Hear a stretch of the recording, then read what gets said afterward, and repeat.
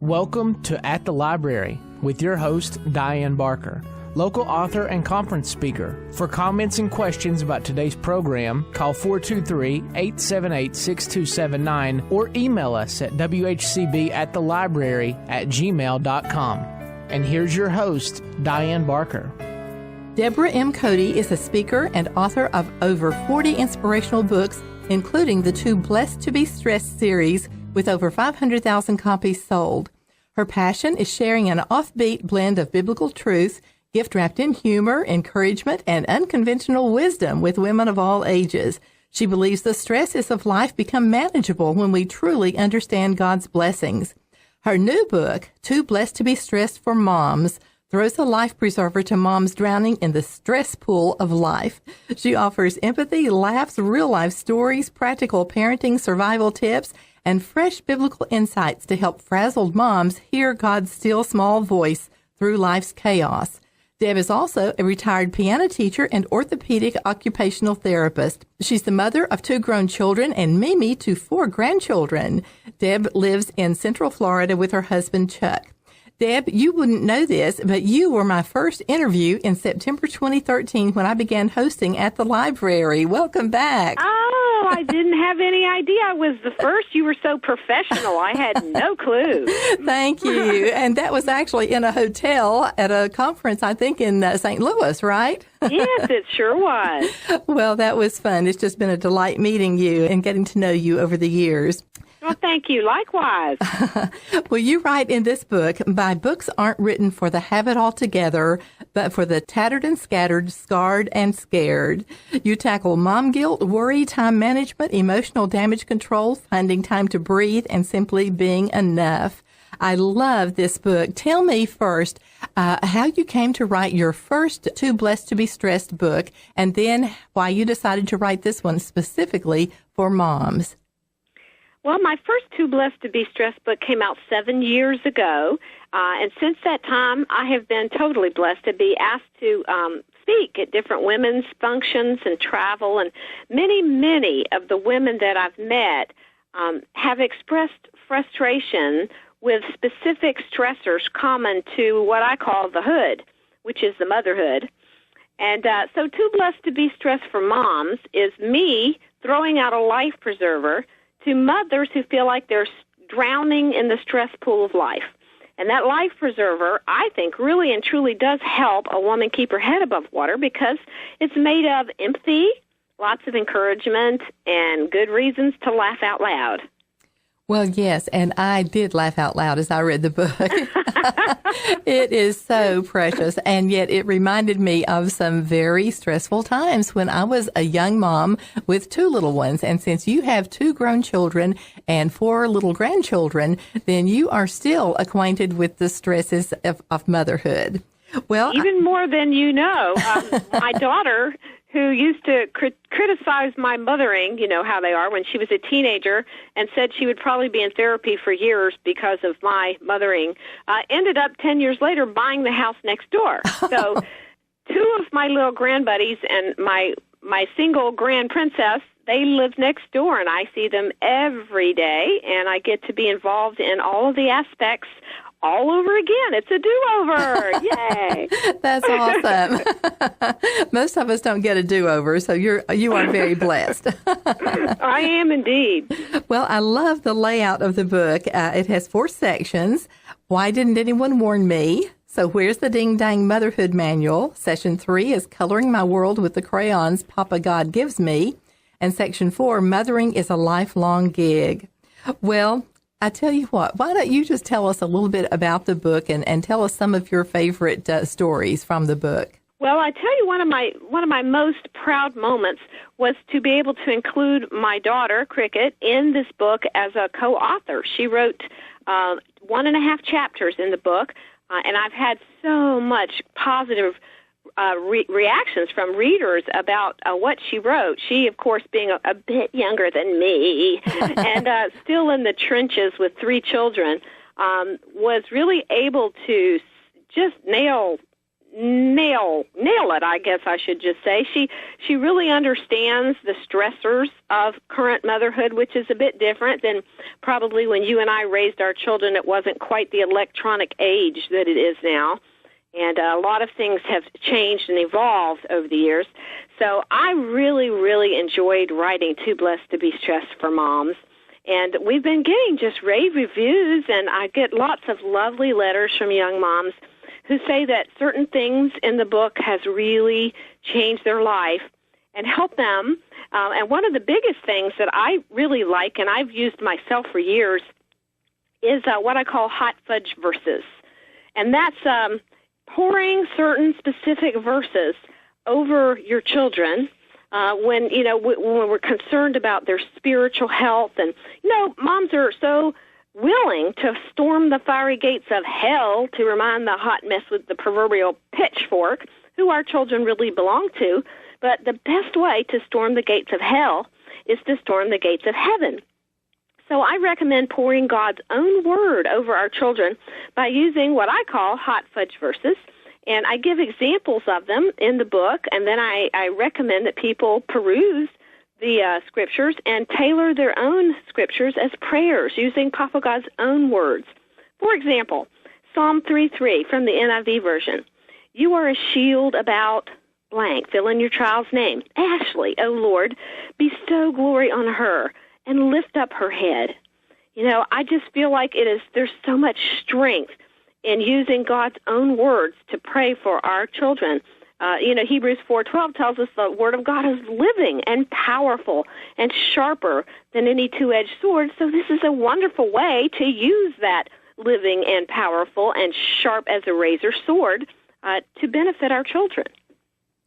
Oh, I absolutely agree with that. That's a tremendous thought, a tremendous technique in parenting. Well, you make a statement. You say, I am here to give you hope. You must do something different to make something different happen, or this time next year, you'll be in exactly the same place.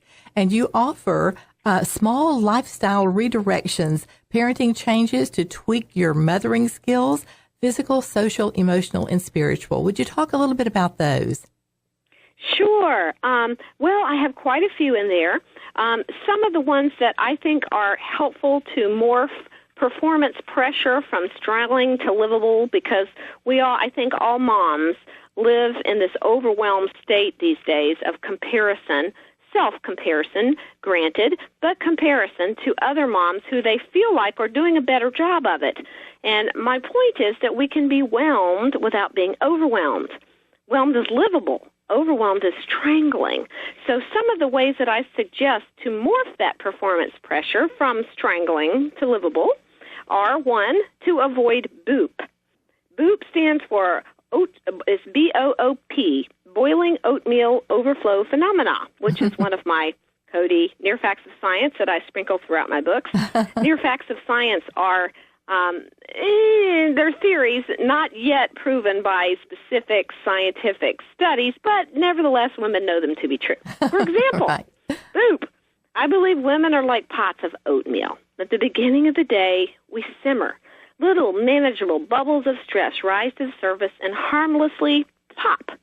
But as the day progresses, the heat escalates, and that oatmeal boils higher and wilder and meaner until it overflows and spoils everything around it with a nasty, sticky, ugly mess. That would be you around 4 p.m. So the key to avoiding BOOP is to know when to remove the pot from the burner. And then I know I'm using up a lot of time here, so I'll just kind of consolidate a little bit my next points and say it's very important that we use the 3 Ps. Prioritize, plan, and pace yourself. Because when our calendars get constipated, they require an activities enema. And so I love to go into different ways to help moms by doing such things and save themselves a little energy at the end of the day. Well, I love Chapter 6 called I'll Pencil You In at 4:53. You talk about time management, and that your 11-year-old daughter's comment, I hate that computer, changed you. Tell me about that. Yes.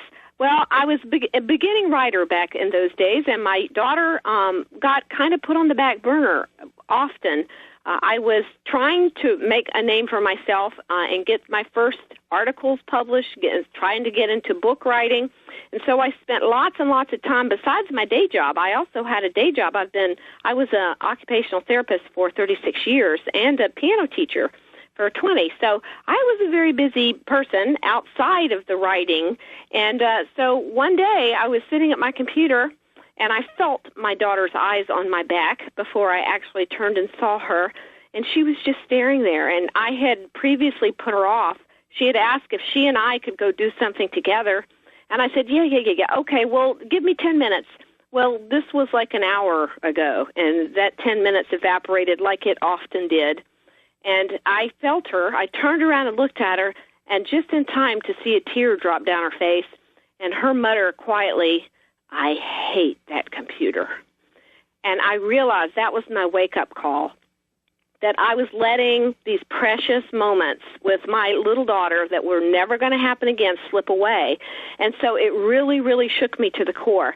And I started making some little but significant lifestyle changes and mothering changes that I think were very, very significant and good in my mothering skills, and I wanted to share those with others. So what are some of those changes that you made? Well, for instance, with my writing, and this was specific to me, but I think you can apply it to other areas as well, I put limits on it. I put parameters on it. I was not a slave to the pings, dings, and bings of my phone, which we can do very easily. When your computer sets off, it's that urgency. We must answer it. We must stay connected to the world. Instead, I made sure I put that parameters around that time. And when I was with my daughter, for the 2 hours or however long it took to do what we were planning to do together, I would not answer my phone. I would check and see what it was, but stick it back, make it a point to answer nothing but emergencies. And if I had ideas for writing or I had deadlines, I would schedule another time to do it during my day that did not encroach on my mommy time. Plus, I made sure, and this was harder than it sounds, to take a cyber Sabbath, which means 7 days a week I was on cyber. I was using my phone or my computer or some kind of electronic 7 days a week, and I realized Papa God wanted that day for me to rest. He needed a Sabbath. Some days it wasn't even a Sunday that was my cyber Sabbath, but at least one day a week I unplugged, and I spent FaceTime with the people that I loved the most and cared about and would not fall into the temptation of trying to answer those pings, dings, and rings. Well, I love one idea that you suggested. Limit your must-dos to 3 major items. That is really good insight. How did that work for you? Well, that's part of the 3 Ps that I mentioned earlier. Prioritize, plan, and pace yourself.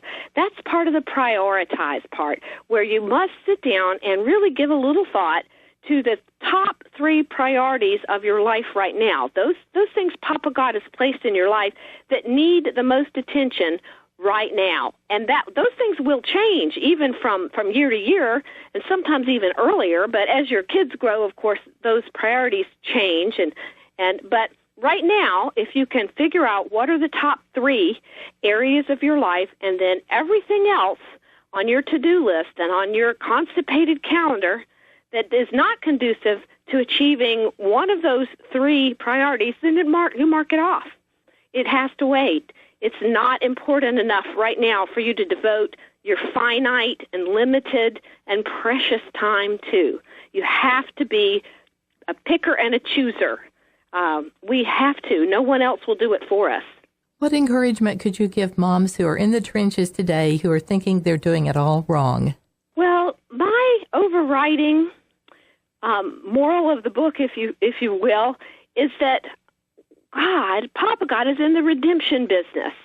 Yes, we all make mistakes. We do. Expect it. But he is in the redemption business. He can take your mother mistakes and he can make something out of them. He's a redeemer. If you look through the scriptures, you see it over and over and over.